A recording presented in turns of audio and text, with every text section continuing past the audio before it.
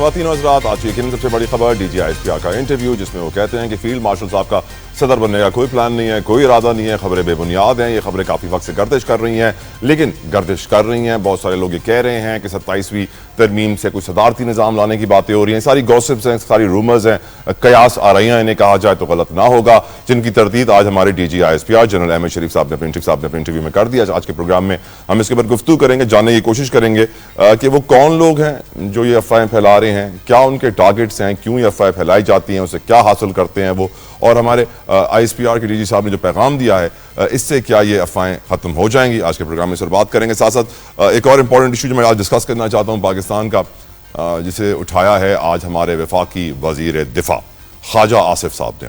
ख्वाजा आसिफ साहब ने ट्विटर पर जो बयान दिया है, उसको अगर मैं एक जुमला सबसे इम्पॉर्टेंट उसका समझूँ तो वो ये है कि इस पाक सरजमीन को हमारी ब्यूरोक्रेसी नापाक बना रही है। ब्यूरोक्रेसी को आप जानते हैं, जब उन पर तनकीद की जाती है, बहुत सारे सियासतदान उनके बारे में बातें करते हैं, तो उन्हें बाबू के लक़ब से भी पुकारा जाता है कि इस्लामाबाद में बैठे बाबू। हकीकतन तो ये बाबू पूरे पाकिस्तान में बैठे हुए हैं। और जो स्टेटमेंट दी है ख्वाजा आसिफ साहब ने, उसके मुताबिक पाकिस्तान के 50% से ज़ायद ब्यूरोक्रेट्स, गवर्नमेंट सर्वेंट्स, सरकारी मुलाजिम दोहरी शहरियत के हामिल हैं, डुअल नेशनलिटी रखते हैं, और उन्होंने पुर्तगाल में प्रॉपर्टीज़ खरीद ली हैं। शहरियत के लिए अप्लाई करने का प्लान पूरा है। वो पैसे इकट्ठे कर रहे हैं, करप्शन ऐसी कर रहे हैं कि जो वो बचाते हैं, जो उनका बचा कुचा होता है, वो सियासतदान खाते। मैं नहीं कह रहा, वफाकी वजीर दिफा ख्वाजा आसिफ साहब ने अपने ट्वीट में कहा है कि ब्यूरोक्रेट्स का जो बचा कुचा होता है वो सियासतदान खाते हैं। अंदाजा कीजिए कि ये ब्यूरोक्रेसी किस तरह इस मुल्क को तबाह बर्बाद कर रही है, और कोई इसको रोकने वाला नहीं है। आखिरी को ब्यूरोक्रेट आपके दिमाग में आता है कि जिसको कोई बड़ी सजा हुई हो, करप्शन चार्जेस पे सजाए मौत दी हो, कि इसने मुल्क को, कौम को इतने अरबों का नुकसान पहुंचाया है। हमारे ख्वाजा आसिफ साहब अपने ट्वीट में ये भी कहते हैं कि साबिक वज़ीर आला बुज़दार इमरान खान की हुकूमत में उनका एक बड़ा खास ब्यूरोक्रेट था, वो तो अपनी बेटियों की शादी में 4 अरब रुपए नजराना वसूल करके इस वक्त बाहर बैठा हुआ रिटायर्ड जिंदगी एंजॉय कर रहा है। हम छोटे थे तो ब्यूरोक्रेट छुपाते थे अपना पैसा कि हम पकड़े ना जाएं। आज जब हम बड़े हो गए हैं, अब उम्र के इस हिस्से में आ चुके हैं, तो नजर आता है कि पाकिस्तान के ब्यूरोक्रेट्स दंदनाते फिरते हैं मर्सिडीजों में, बड़ी बड़ी गाड़ियों में, 15-20 करोड़ की उनके पास गाड़ियां होंगी, 10-15 बंगले होंगे, दुनिया भर में प्रॉपर्टीज होंगी। कोई उनको पकड़ेगा नहीं, कोई उनको पूछेगा नहीं। मुल्क का वफाकी वजीर उनके बारे में ट्वीट करेगा, लेकिन उनको कोई हाथ डालने वाला नहीं है, क्योंकि वो इतने स्ट्रांग है। सोचने की जरूरत है। मैं ये डिमांड भी करूंगा इनफैक्ट इस ट्वीट के बाद कि हमारे फील्ड मार्शल साहब जिन्होंने मईशत को बेहतर करने के लिए SIFC बनाई, हमारे फील्ड मार्शल साहब जिन्होंने मुल्क की बका के लिए, मुल्क को डिफॉल्ट से बचाने के लिए इतने इकदाम किए, हमारे फील्ड मार्शल साहब जिन्होंने डिप्लोमेसी के फ्रंट के ऊपर डोनाल्ड ट्रंप से डायरेक्ट मुलाकातें करके पाकिस्तान के मुस्तकबिल के लिए बेहतर फैसले करवाए, खित्ते के मुस्तकबिल के लिए बेहतर फैसले करवाए, इंडिया को नानी याद दिलाई, वही हमारे फील्ड मार्शल साहब इस वक्त अगर चाहें तो एक सेकंड में पाकिस्तान की ब्यूरोक्रेसी को सीधा कर सकते हैं। हमें याद है कि पहले डॉलर किस तरह ऊपर नीचे जाया करता था, और फिर हमारे फील्ड मार्शल साहब ने इंटरवीन किया, और आज डॉलर जो है 2, 4, 5, 10, 15 पैसे से ज्यादा ऊपर नीचे नहीं जाता, वो भी इंटरबैंक की वजह से।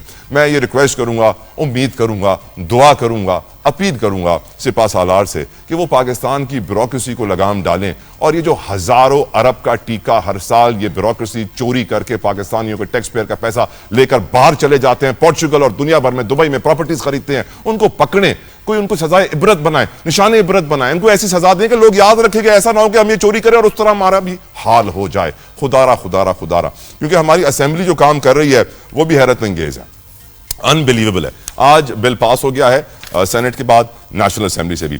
औरत को सरेआम बरहना करने और हाईजैकर को पनाह देने पर सजाए मौत खत्म करने के लिए सेनेट के बाद आज कौमी असेंबली ने भी बिल मंजूर कर लिया है।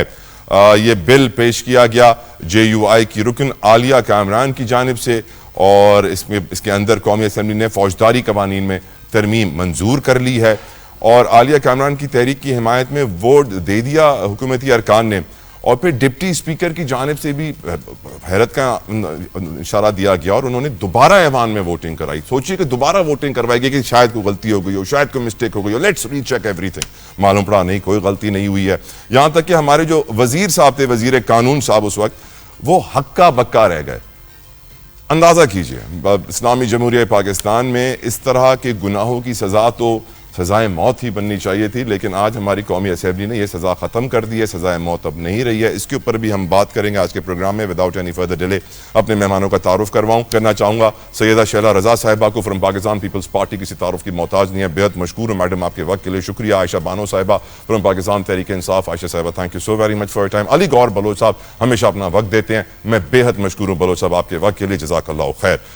شیلا رضا صاحبہ آپ سے شروع کرنا چاہتا ہوں، آپ کی نظر میں کیا وجہ ہے کہ یہ بات دوبارہ کہی گئی D G I S P R صاحب کی جانب سے کہ فیلڈ مارشل صاحب کا صدر بننے کے حوالے سے جو اس وقت ماحول بنایا جا رہا ہے وہ بالکل بے بنیاد ہے، یہ خبریں غلط ہیں، جھوٹی خبریں قیاس آرائیاں کی جا رہی ہیں؟ آپ کی نظر میں یہ باتیں کیوں اس طرح پھیل رہی ہیں اور کیوں ہمارے D G I S P R صاحب کو تردید کرنی پڑ رہی ہے؟ میڈم شیلا رضا صاحبہ۔ اچھا، بہت شکریہ آپ کا طلحہ۔ اور جہاں تک D G I S P R کو تردید کرنے کی بات ہے تو کچھ ہفتے پہلے، 1 سے 2 ہفتے پہلے، شاید 2 ہفتے پہلے، دو ہمارے جرنلسٹ ہیں ان کی طرف سے یہ انکشاف ہوا تھا، اعزاز سید اور کامران شاہد کی طرف سے غالباً، کہ زرداری صاحب کو ہٹایا جا رہا ہے، اور اس میں پھر جو نئی نہریں ہیں اس کے حساب سے بھی بات ہوئی تھی کہ شاید ایک مختلف جگہ سے اس پہ بات ہوئی تھی، انہوں نے نہیں کی تھی، کہ وہ جو نہریں نکالنے کا معاملہ ہے اس کے اوپر جو ہے۔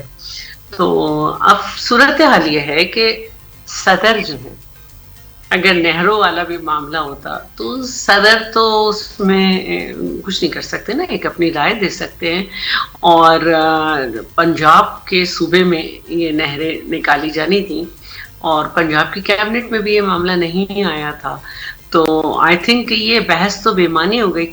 اب جو کس طرح سے یہ باتیں ہو رہی ہیں، کچھ ہم یہ جانتے ہیں کہ ہمارے ہاں ہر طرح کے لوگ ہیں اور پھر وہ بات کو بلا تبصرہ کہہ دیتے ہیں، مذہب، کرکٹ، سیاست، اس پہ جس کا جو دل چاہتا ہے وہ بہت آرام سے بات کر لیتا ہے۔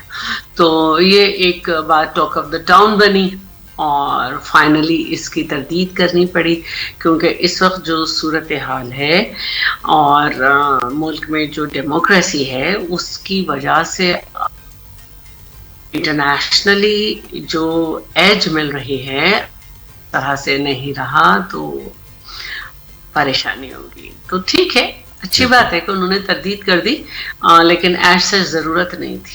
بالکل ٹھیک۔ علی گور بلوچ صاحب، جس طرح شیلا صاحبہ نے بھی کہا، یقیناً 2-2.5 ہفتے پہلے یہ معاملہ شروع ہوا تھا، پھر سب لوگ بھول بھی گئے تھے، اس کے بارے میں زیادہ بات ٹیلی ویژن پہ نہیں ہو رہی تھی، پر اب کیونکہ D G I S P R صاحب کی یہ بیان آ گیا ہے تو everyone will of course discuss it.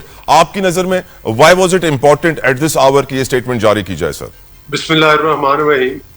دیکھیں، بالکل شیلا رضا صاحبہ نے بڑی تفصیل کے ساتھ وضاحت کی ہے کہ کن لوگوں نے یہ خبر جو ہے وہ مطلب چلائی اور ان کے پاس ان کے کیا سورس تھے اور کس سورس سے انہوں نے وہ بات کی، وہ تو ایک الگ ٹاپک ہے۔